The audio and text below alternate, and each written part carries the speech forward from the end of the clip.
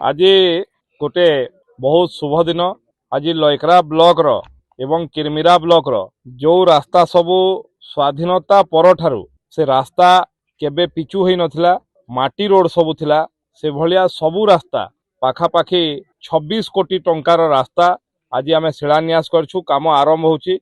Bharatiya Janata party रो सरकार को लोके आशीर्वाद करथिले हमकू ए सबू काम करिवा पई। मु आज उल्लेख करिया पई चाहे जो भलिया भाबरे जाममाल पंचायत रो तबगुंजा रु आमड़ा खजूर खमन ठू आपणकर पायरमुंडा जाए से भलिया आपणकर सुडुंग ठारू बंदकानी पर्यंत एवं आज आमर बैंगन बुट ठारू एटा सुंदरगढ़ बॉर्डर जो रास्ता ये सबू रास्ता से भलिया किरमिरा ब्लॉक रो मध्य जो बॉर्डर रास्ता जहा सबू रास्ता अछि जोटा स्वाधीनता पर ठारू लोकंकर दीर्घ दिन दाबी हेई नथिला आज ताहा पूरा हेबाकू जाउची।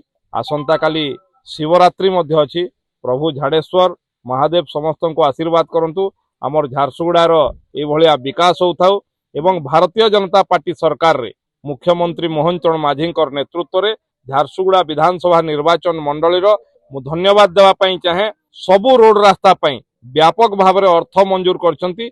आ कोनोसी मुख्य रास्ता बाकी रहिबो नाही। द्वितीय फेज रे आमे अनकनेक्टेड विलेज मान को समस्त को मध्य रास्ता हेजिवो एवं मु धन्यवाद जणाइबा पई चाहे झारसुगुड़ा वासी।